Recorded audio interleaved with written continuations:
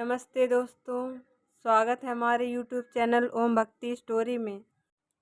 आज मैं आपको सुनाऊंगी एक बहुत ही अच्छी कहानी। अगर आप हमारे चैनल पर नए हैं तो प्लीज़ हमारे चैनल को लाइक करें, सब्सक्राइब करें और कमेंट ज़रूर करें। राम किशन की तबीयत आज बहुत ख़राब थी, तो उसके बेटे माधव ने कसम देकर रिक्शा चलाने से मना कर दिया था। राम किशन मन से दुखी हो रहा था, क्योंकि उसकी बेटी मंजू अब बड़ी हो रही थी और 10वीं तक पढ़ाई भी कर ली थी। अब वह जब शादी के लिए लड़का खोजने लगा तब उसे पता चला लड़कों की कोई कमी नहीं है। लड़कों से बाजार भरे पड़े हैं, ज़्यादा कीमत पर किसी को भी खरीद लो। बेचारा राम किशन ठहरा मामूली रिक्शा चलाने वाला। ऐसे बाजार उसके लिए नहीं थे। उसने जान पहचान वालों के भरोसे मंजू के लिए रिश्ता ढूंढना शुरू किया और अब उसे कोई घर से बाहर जाने देने के लिए तैयार नहीं था, क्योंकि डॉक्टर ने भी कह दिया था कुछ दिन और रिक्शा खींचोगे तो कमर भी ठीक नहीं होगी। रामकिशन का बेटा माधव, उसकी शादी हो चुकी थी और एक बच्चे का बाप था। बाजार में रिक्शा पर माल ढोकर पहुंचाने का काम करता था। उसे भी दिन रात बहन की चिंता खाए रहती थी। बेचारा करे भी तो क्या करे। घर में दाल रोटी की जुगाड़ में ज़िंदगी निकलती जा रही थी। महंगाई इतनी कि आदमी को निगलने के लिए तैयार बैठी थी। एक दिन माधव चावल की बोरियां लादे बाजार के बीच से गुजर रहा था कि उसे किसी ने आवाज़ लगाई, माधव, ओ माधव। एकदम से उसके कदम थम गए। वह इधर उधर देखने लगा। तब वह कहने लगा, अरे इधर। उसने माधव के कंधे पर हाथ रखा। तब माधव कहने लगा, अरे श्याम, तुम कैसे? बचपन के दोस्त को देखते ही माधव के चेहरे पर रौनक आ गई और दोनों एक दूसरे से मिलकर बहुत खुश हुए। वो कहने लगा, कैसे भैया? उसने कहा, बताता हूँ, यहीं खड़े खड़े पूछ लेगा क्या? तब माधव ने कहा, भैया ये सामान पहुँचाना ज़रूरी है दुकान पर। तब श्याम कहने लगा, चल मैं भी चलता हूँ और ये पहुँचाकर कहीं चाय पीते हैं, बड़ी ठंड है आज। माल पहुँचाकर खाली रिक्शा लिए दोनों बाजार में निकल आए। सड़क के किनारे चाय की छोटी सी दुकान के पास माधव ने रिक्शा खड़ा कर दिया और दोनों उसी पर बैठ गए। माधव ने चाय देने का इशारा किया। तभी श्याम बोला, भैया और बताओ कैसे हो? तब माधव कहने लगा, मैं तो ठीक हूँ, 2 साल से यही हूँ। श्याम कहने लगा, मैं भी 2 साल से यही हूँ, फिर भी मिले क्यों नहीं? माधव ने कहा। तब श्याम बोला, तुम्हारा कुछ अता पता तो था नहीं मेरे पास। आज तो काम से आया था, फिर तुम पर नज़र पड़ गई। तब माधव पूछने लगा, क्या काम करते हो? तब श्याम कहने लगा, दवा की कंपनी में डिलीवरी बॉय का काम करता हूँ। माधव पूछने लगा, भैया ये क्या काम होता है? तब श्याम ने कहा, मतलब दवा की दुकान पर दवाएं पहुंचाने का काम करता हूँ। माधव बोला, इसी बाजार में? तब श्याम बोला, नहीं, सारे शहर में, जहाँ से ऑर्डर आते हैं वहीं, और डॉक्टर को मुफ्त सैंपल भी देने जाता हूँ। माधव बोला, अच्छा भैया, तुमने 10वीं पास कर ली तो तुम्हें अच्छा काम मिल गया। मुझे देखो सामान इधर उधर पहुँचाने में दम निकल जाता है। श्याम बोला, मैं तो तुझे पहले ही कहता था पढ़ लो यार, तब तुझे खेल की सूझती थी। मास्टर जी ने भी तुझे कितना समझाया था। माधव बोला, हाँ यार, सर में कुछ घुसता ही नहीं था।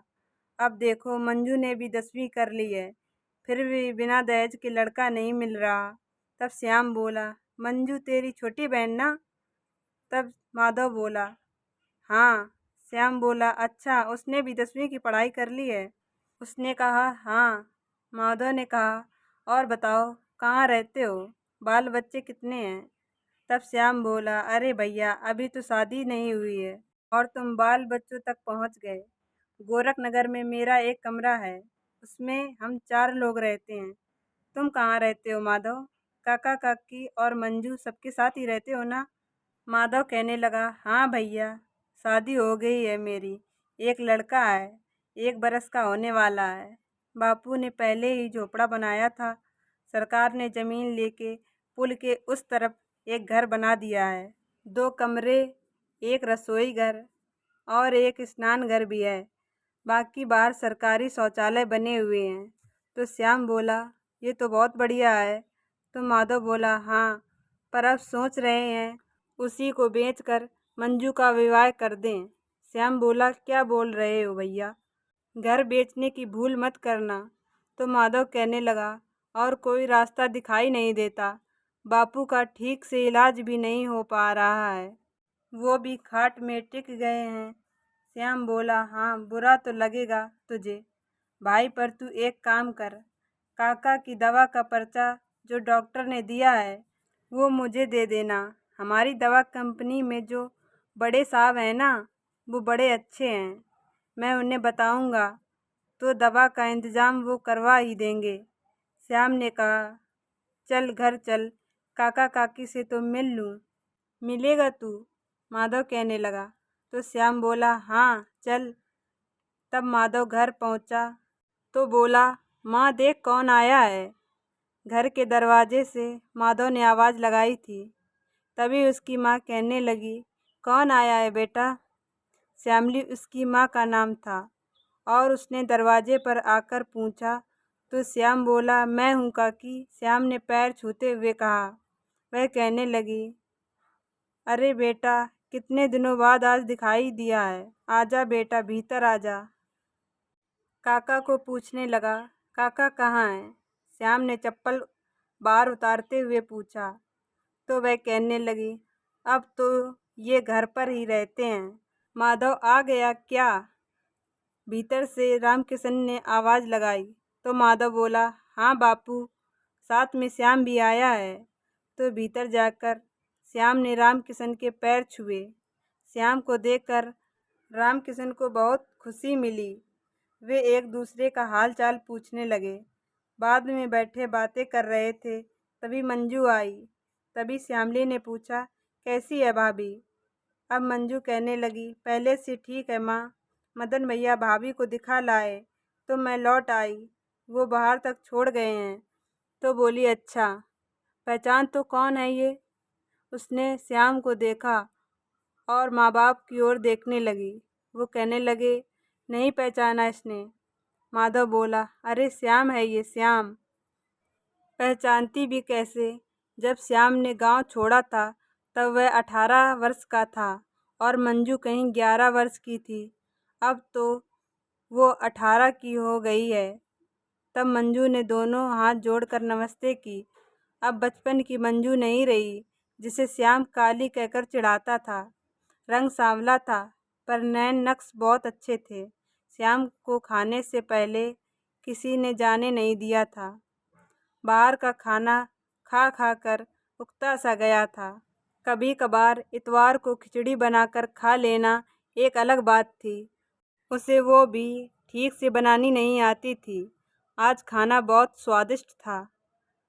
साग और गेहूं की गरम गरम रोटी माँ के दुनिया से जाने के बाद आज खाई थी। वर्षों से खाई नहीं थी। माँ ही उसे ऐसे ही देती थी जैसे कुत्ते को। इसलिए भैया से कहकर शहर आ गया। फिर उसे जाने का मन नहीं हुआ। बस सारा दिन काम करने में लगा रहता है। यहाँ कहने को कोई अपना नहीं है। सारा दिन थकने के बाद गली के नुक्कड़ पर खाना खाता खाता क्या खाता था, जैसे वह स्वाद ही भूल सा गया था। तभी श्यामली कहने लगी, क्या सोच रहा है बेटा? हाथ में निवाला लिए कुछ सोच रहा है। तभी वह कहने लगा, काकी कुछ नहीं। तब वह कहने लगी, क्या बात है, खाना अच्छा नहीं लगा क्या?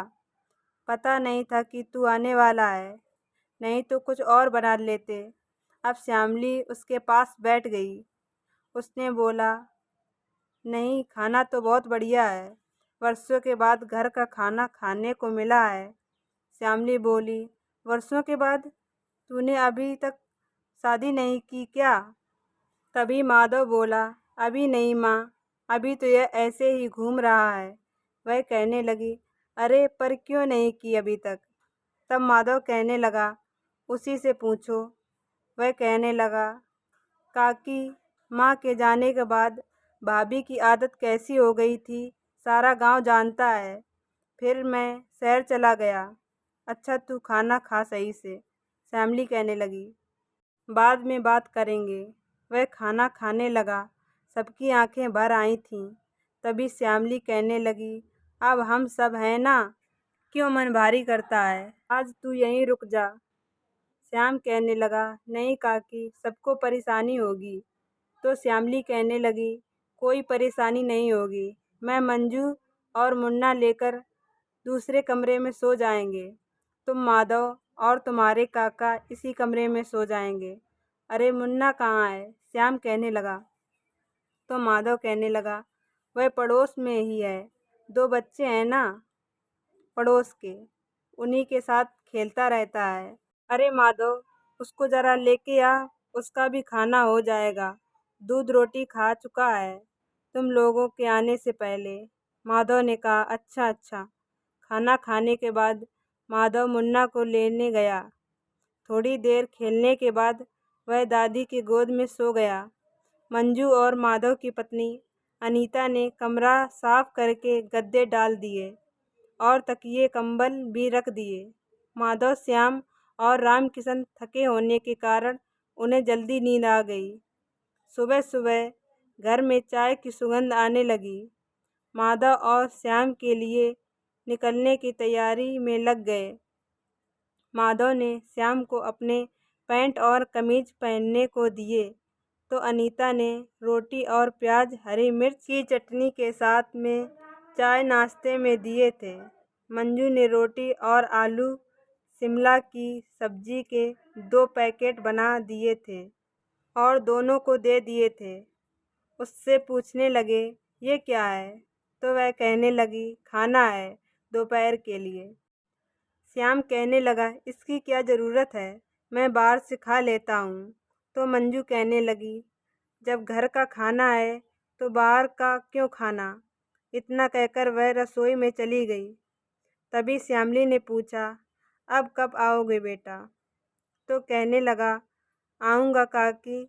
तो श्यामली कहने लगी, रविवार को आजा, बाजार में कुछ खास काम नहीं होता और तेरी भी छुट्टी होती है उस दिन।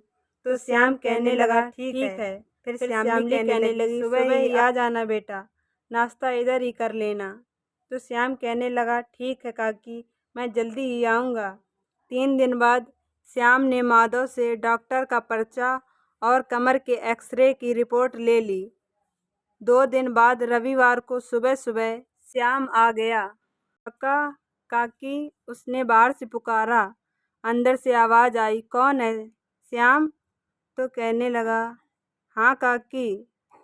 तो वह कहने लगी, आजा बेटा। श्याम चप्पल उतार कर भीतर आ गया। श्यामली कहने लगी, बैठ जा बेटा, और वह रामकिशन की चारपाई पर बैठने का इशारा किया। श्यामली ने आवाज़ लगाई, चाय दे दो, श्याम आया है। माधव भी स्नान करके निकला और बोला, आ गए आप? तो वह बोला, हाँ। फिर बोला, अच्छा काका, तुम जरा चारपाई से उठो। तो रामकिशन कहने लगा, क्या हुआ? श्याम बोला, उठो तो। रामकिशन चारपाई से उतर गया। श्याम कहने लगा, माधव, दरवाजे के बाहर लकड़ी का फट्टा है, संभाल के ले आ, कहीं पैर पर मत गिरा लेना। फट्टा क्यों श्याम? श्याम कहने लगा, ला तो सही। और उसने रामकिशन को चारपाई से बिस्तर हटाते हुए कहा, ये क्या कर रहे हो बेटा? रामकिशन कहने लगा। तो उसकी माँ भी कहने लगी, क्या कर रहे हो बेटा? तो श्याम कहने लगा, बताता हूँ काकी, जरा रुको तो सही। माधव फट्टा ले आया और उसकी मदद से श्याम ने उसे चारपाई पर रख दिया और श्याम माप देखने लगा। और श्याम ने कहा, माधव, थोड़ी कील और हथौड़ी मिलेगी क्या? तभी माधव कहने लगा, बाहर जाकर रहमान भाई हैं, मैं उनसे लेकर आता हूँ। श्याम बोला, वो आ सकते हैं क्या? माधव कहने लगा, पर करना क्या है? तो श्याम बोला, जा पहले तू बुला ला। अभी मंजू चाय लेकर आई और कमरे में ये देखकर थोड़ा हैरान सी हुई। उन्हें बुलाने के लिए माधव निकल गया था तो श्याम कहने लगा, काका थोड़ी देर काकी के चारपाई पर बैठो, थोड़ा समय लगेगा। श्याम ने मंजू से चाय का गिलास ले लिया। फिर थोड़ी देर बाद माधव रहमान को लेकर आ गया। माधव कहने लगा, ये हैं रहमान भाई। श्याम ने उनसे नमस्ते किया। रहमान भाई ने भी श्याम से कहा, कैसे हो? तो श्याम बोला, ठीक हूँ। रहमान भाई, आपसे थोड़ा काम है। जितनी अच्छी तरह आप कर लेंगे वो हम नहीं कर पाएंगे। तो रहमान कहने लगा, कहिए क्या काम है? तो श्याम कहने लगा, ये लकड़ी का फट्टा चारपाई पर ऐसे फिट करना है कि खिसके नहीं, यानी कि मजबूती से काका की कमर के लिए ज़रूरी है। तो रहमान भाई कहने लगे, सही कह रहे हो, चारपाई पर कमर का दर्द बढ़ जाएगा। मैं चारपाई बाहर लेकर जाता हूँ और 1 घंटे में बिल्कुल पलंग सा बनाकर दे दूँगा। तो श्याम कहने लगा, ये तो बहुत ठीक है। तभी मंजू माधव और रहमान भाई के लिए भी चाय ले आई। तो रहमान कहने लगा, अरे बिटिया, अभी अभी चाय पी है। तो वह कहने लगी, ठंडी का मौसम है। रहमान भाई अदरक डाली है और वह चाय देकर रसोई में चली गई। चाय पीकर माधव चारपाई बाहर रख आया और फिर फट्टा ले गया। श्याम ने अपना बैग खोलते हुए मंजू को आवाज़ दी, मंजू ज़रा इधर आना। मंजू बोली, जी। तो वह बोली, ये काका की दवाई है, इसे टाइम से देनी है। ये 2 गोलियां सुबह और 1 गोली दोपहर को और फिर ये 1 गोली रात को, और इसे काका की कमर में दर्द की जगह लगाना है।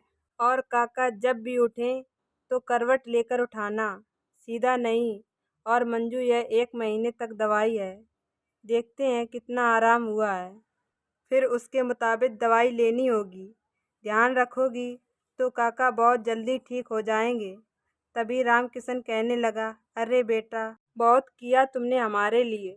तो श्याम कहने लगा, अच्छा तो अब आप मुझे कुछ खिला दो, भूख लगी है। और ये माधव कहाँ आ गया? तो मंजू कहने लगी, अभी बुलाती हूँ। और मंजू दवाई को रख कर बाहर चली गई। माधव भी मुन्ना के लिए चला आया था। अनीता और मंजू आलू के पराठे और लहसुन की चटनी ले आईं। नाश्ते के बाद चाय पी रहे थे और एक लड़का आया और बोला, माधव भैया, अब्बा पूछ रहे हैं कि चारपाई थोड़ी ऊंची कर दूं क्या, तो काका को उठने में आसानी होगी। 5 इंच कह रहे हैं। तभी माधव ने श्याम की ओर देखा तो श्याम ने हाँ में सिर हिला दिया। माधव और श्याम बाजार जाकर सुबह और शाम के लिए सब्जियां ले आए। रहमान भाई चारपाई ले आए थे। उन्होंने फट्टे को तराश के बिल्कुल चारपाई के माप का कर दिया था। अब चारपाई बिल्कुल दीवान की तरह लग रही थी।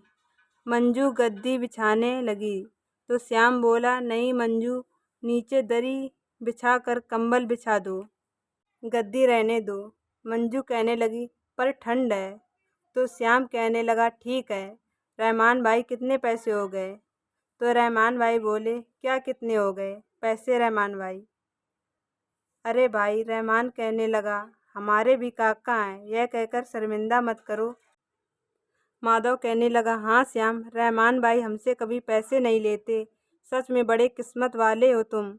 रहमान भाई कहने लगे, अच्छा चलता हूँ, एक मेज़ और बनानी है।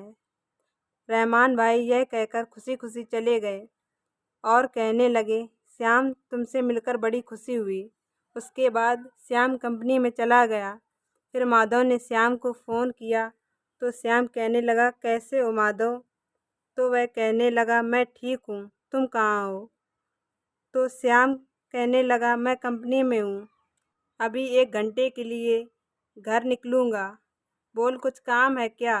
तो माधव कहने लगा, देख, रविवार को मंजू को देखने लड़के वाले आ रहे हैं। श्याम कहने लगा, अच्छा तो ये बात है, तू भी आ जाना। तो बोला, लेकिन मेरा कुछ काम है। तो माधव कहने लगा, तुम आ जाओ ना, थोड़ी बातें करेगा तो अच्छा लगेगा। तू तो शहर की हवा समझता है ना। श्याम बोला, अरे ऐसा कुछ नहीं है, पर मैं आ जाऊंगा। उसने पूछा, क्या करता है लड़का? तो माधव बोला, ये सब तो वो लोग जब आएंगे तब बताएंगे। हमारे मोहल्ले में रंजना मौसी हैं, वही लाई हैं रिश्ता। तो श्याम बोला, ठीक है, मैं आ जाऊंगा और मिठाई भी ले आऊंगा और गरम गरम समोसे भी ले आऊंगा। भाभी को बस चाय के लिए कहना, घर में कुछ न बनाए। माधव ने कहा, ठीक है। रविवार के दिन श्याम आधा किलो लड्डू और आधा किलो खोया बर्फी लेकर पहुंच गया। तो काकी कहने लगी, आ गया बेटा? वह बोला, हाँ काकी। अभी कैसी है काका की कमर? तो काका कहने लगे, पहले से बहुत अच्छी है बेटा। श्याम कहने लगा, थोड़ा टहला भी करो। तभी माधव कहने लगा, आ गया श्याम? बोला, हाँ। माधव बोला, मैं तैयार हो रहा था, 10 बजे आएंगे वो लोग। तभी मंजू ने श्याम को गरम गरम पराठे और आलू टमाटर की सब्जी ला दी। काकी कहने लगी, तुम आराम से खा लो बेटा। श्याम कहने लगा, मैं कचौड़ी लेकर आता हूँ उन लोगों के लिए, आने तक गरम रहेंगी। माधव कहने लगा, ऐसा कर, तू बैठ यहाँ, मैं लेकर आऊँगा। सारा काम तू ही करेगा क्या? श्याम कहने लगा, वो लोग आ गए तो तेरा यहाँ रहना बहुत ज़रूरी है और ठंडा नाश्ता भी रखना अच्छा नहीं है। माधव बोला, हाँ ठीक है। श्याम जो कचौड़ियाँ लेकर पहुँचा तो जूता चप्पल देखकर समझ गया कि वो लोग आ गए हैं। उसने रसोई की खिड़की से अनीता को नाश्ता पकड़ा दिया, फिर वो अंदर चला गया। फिर माधव ने कहा, ये श्याम है। श्याम का उससे परिचय कराते हुए कहा, ये मेरे बचपन का दोस्त है और ये अमित और उसके माता पिता और ये रंजना मौसी हैं। श्याम को भी उनका परिचय कराया। श्याम ने सबको हाथ जोड़कर नमस्ते किया और एक तरफ बैठ गया। अनीता ने नाश्ता और चाय लगा दी थी। फिर वो कहने लगे, ज़रा अपनी बहन को बुला दो। और रंजना भी कहने लगी कि ज़रा मंजू को बुला दो। अनीता मंजू को लेकर आ गई। माधव ने आवाज़ लगाई और सीधी सादी सी प्याजी रंग के सूट में सर ढके मंजू अनीता के साथ आ गई। उसे देखकर अमित की माँ के माथे में कुछ बल पड़ गए। रंजना कहने लगी, ये है मंजू, हमारी सीधी सी लड़की है, 10वीं पास की है इसने। तो अमित की माँ कहने लगी, पढ़ाई का क्या है, दफ्तर थोड़ी जाना है, घर के काम तो कर लेती है ना, क्योंकि मैं तो बीमार रहती हूँ, अब घर के काम होते नहीं मुझसे। तो वह कहने लगी, हाँ ये सब जानती है, खाना भी बहुत अच्छा बनाती है। अमित की माँ ने झट से कहा, अच्छा है, हमारा परिवार बड़ा है, अमित के 3 छोटे भाई हैं, अमित दादाजी भी हमारे साथ रहते हैं। ये तो अच्छी बात है। इसके पिता कहने लगे, साथ रहते हैं। अमित तुझे कैसी लगी मंजू? उसकी माँ ने सीधे बेटे से पूछा। तो अमित ने फुसफुसा कर अपनी माँ के कान में कुछ कहा। अमित की माँ ने मंजू को देखा। तभी मंजू की माँ ने पूछा, क्या बात है बहन जी? तो वह कहने लगी, वो बात यह है कि अमित को मंजू का रंग कुछ दबा हुआ सा लग रहा है। वैसे मंजू पसंद है हमें, पर अब आप देखिए, अमित किराए की टैक्सी चलाता है और चाहता है कि अपनी टैक्सी होनी चाहिए, तो किराया भी नहीं देना पड़ेगा और कमाई भी ज़्यादा होगी, और कमाई ज़्यादा होगी तो उसकी बेटी भी खुशी रहेगी। अब आप सोच लीजिए और रंजना मौसी को बता दीजिए। तो माधव हाथ जोड़कर कहने लगा, जी आपकी आवश्यकता नहीं है, ये मांग हमारी ओर से पूरी नहीं हो पाएगी। तो अमित की माँ कहने लगी, सोच लो, तुम्हारी बहन का रंग दबा हुआ है। तो वह कहने लगा, आपने अपने बेटे को क्या इंद्रदेव समझा है? रंग तो उसका भी मंजू के रंग से भी गहरा है। उसकी माँ कहने लगी, ये तो लड़का है। तो माधव हाथ जोड़कर बोला, आप जाइए। उनके जाते ही सब सर पकड़कर बैठ गए। काफ़ी समय यूं ही गुजर गया। तभी रहमान भाई आ गए। उन सबको देखकर समझ गए कि क्या हुआ होगा। उन्होंने श्याम को इशारे से कहा, पूछा क्या हुआ। श्याम ने सारी बात बता दी। फिर रहमान भाई कहने लगे, बड़े कमीने लोग हैं। अपना लड़का तो काला भुंजा रखा है, लड़की चाहिए दूध सी सफ़ेद।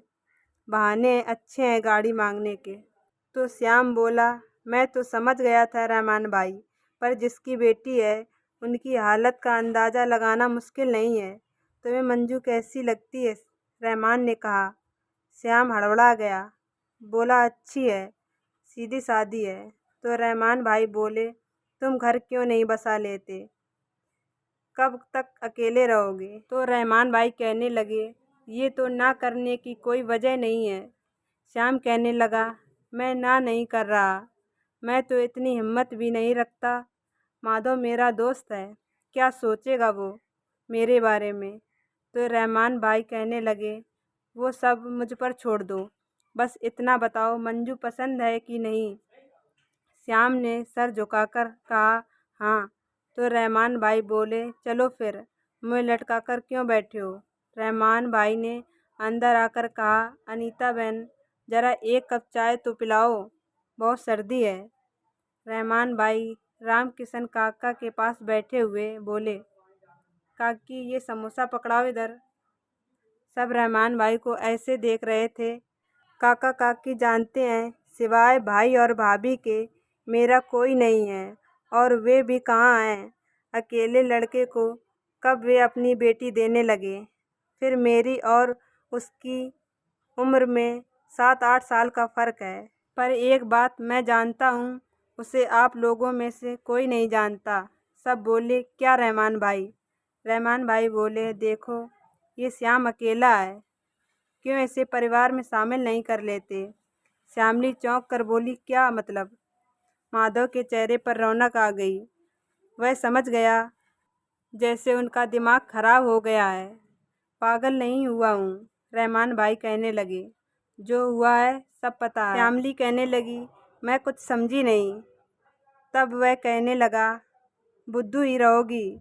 रहमान भाई श्याम और मंजू के रिश्ते की बात कर रहे हैं। वह बोला, हाँ रहमान भाई, पर क्या श्याम को मंजूर है? रहमान भाई ने हंसकर उसकी बात काटी। रामकिशन उदास होकर लेट गया था, वो झट से बैठ गया। रामकिशन ने हंसकर बाजू पर चकोटी काटी, क्या सच्ची? और वह बाजू मसलती हुई बोली, हाँ रहमान भाई ने कहा। माधव ने श्याम को गले लगाया, अगर तुम सबको मंजूर है और मंजू को मंजूर हो तो रहमान भाई कहने लगे, मंजू इधर आ। नहीं आएगी वो, मंजूर है इसे। धीरे से अनीता ने आवाज़ लगाई और शर्म से अपने चेहरे को ढक लिया। पल भर में खुशियों की लहर दौड़ गई।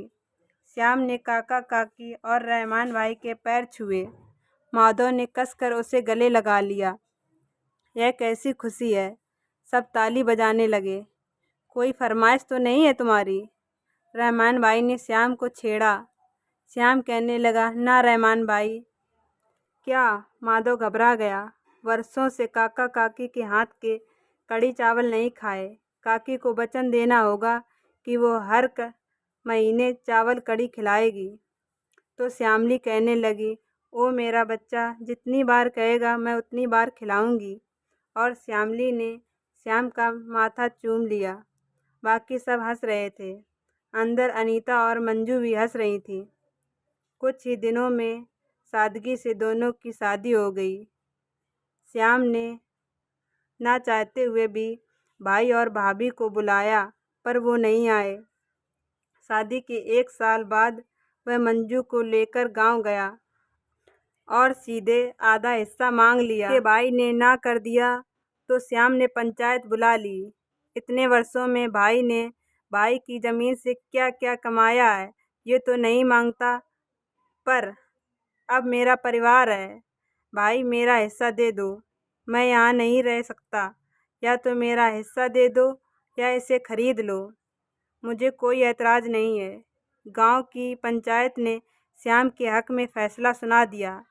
ज़मीन उसके भाई ने खरीद ली और श्याम ने अपने और मंजू के नाम पैसा बैंक में जमा करा दिया। मंजू ने भी घर को सोने के गहने की तरह संभाल लिया था।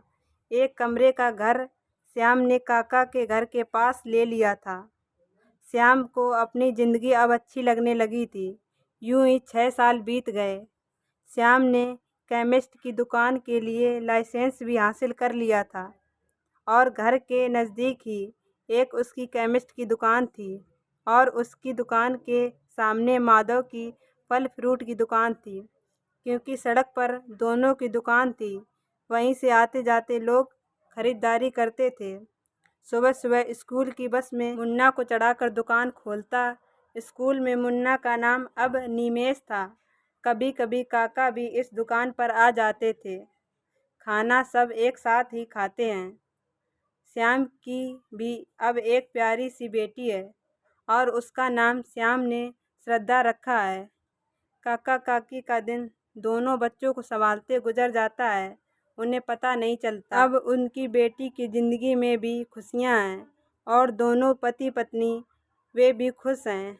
माधव और उसका परिवार भी खुश है। काका की कमर भी ठीक हो गई है, लेकिन अब माधव उन्हें काम करने नहीं देता। वह कहता है, अगर आपका समय नहीं कटता तो दुकान पर आकर बैठ जाया करो। जब माधव बाजार से सामान लेने जाता तब काका उसकी दुकान संभालते हैं।